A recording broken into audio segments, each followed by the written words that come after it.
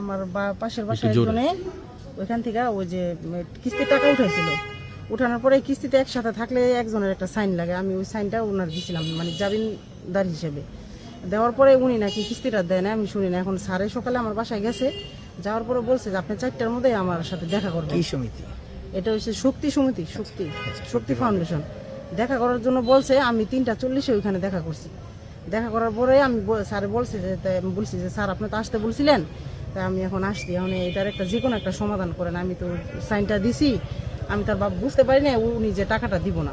এরপরে উনি আমার বললো কি যে অত কথা দরকার নেই, আপনি আসছেন টাকা দেন।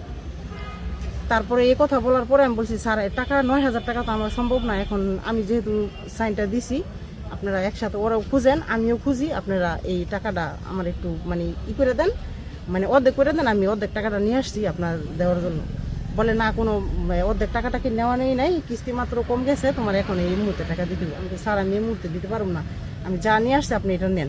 নেওয়ার পরে ফট করে দেখেন এই যে আমার হাতে চিহ্ন আছে, এই যে আমার হাতের ভিতরে এরকম করে থাবা মারছে, এই যে দেখেন, এই যে দেখেন আমার হাতের চিহ্নটা এখানে দেখতে পাচ্ছেন যে আঘাতের যে চিহ্নটি সেটি আমরা একটু দেখতে পাচ্ছি। আচ্ছা এখানে দেওয়ার পরে তারপরে আমি হাত জ্বালা দিছি এইভাবে, ওই আমি যখন হাতটা জ্বালা দিছি তখন তার এখানে লাগছে। লাগার পরে ওই পেছনে ওই স্যারে ম্যানেজার স্যার বলতেছে দরজা লাগাও, দরজা লাগাই দাও।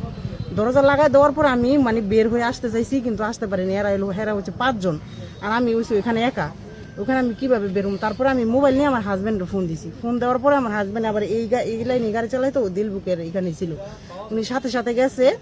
তার উনি যাওয়ার আগে ওইখানে একটা দারোয়ান আছে, ওই দারোয়ান আমার কণ্ঠ চিল্লাচিল্লি শুনি না, দারোয়ান ওইখানে গেছে। যাওয়ার পরে এরা দরজা খোলে না পরে আমার তো মনে করেন এমনি দূরে রাখছে। আমি যে বোরকা এখানে যেখানে পুরো এইগুলা সিরা ফেলাইছে, যে দেখেন আমার বোরকা এই হাতে এখানে আরো আছে, আমার এখানে এই যে ঘুষি মারছে। আর ওই যে ম্যানেজার যে স্যারটা আছে না, ওনার সাথে একটা কালো করে একটা লোক আছে, ওই লোকটা মানে ওনাদের মনের একটু ভাব একটু খারাপ ছিল বুঝছেন, ওরা চাইছিল আমার মান সম্মান নষ্ট করতে। কিন্তু আমার গায়ে আমার এই যে এই সাইডে মনে করেন আমার হাত দিছি। আমি তো তারপরে বলছি যে দেখেন আপনারা আমার এইখান থেকে ছাড়েন, আমার হাজব্যান্ড আমি ফোন দিতেছি। ফোন দেওয়ার সাথে সাথে আমার হাজব্যান্ড যাওয়ার পরে হাজব্যান্ড দেখে তাড়াতাড়ি মনে করেন ওই যে লোকটা ছিল ওই লোকটাই অনেক করছে, ওই সারে মানে গালাগালিজ করছে যে তোমরা এই মহিলা মানুষ কি জন্য এখানে আটকাইছো। আমরা বলতেছে এই তোরে লুট মামলা দেবো, তোরা লুট মামলা দেবো। আমি এখানে টাকা দিতে আসছি, আপনারা জামিনদার হিসাবে বলছেন আমি আসছি, তাহলে আমার সাথে আপনারা এই ধরনের ব্যবহার করতেছেন কে। আর আপনাদের কাছে একটা অনুরোধ, ওইটার ভিতরে সিসি ক্যামেরা আছে, ওইটা আপনারা একটু সিসি ক্যামেরার ফুটেজটা একটু দেখবেন।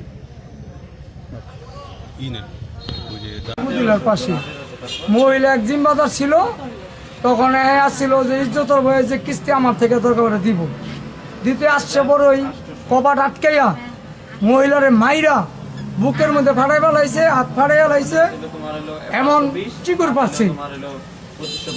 পাচ্ছে। পরে 10-15 মিনিট পরে দরজা মেলছে বাড়া থেকে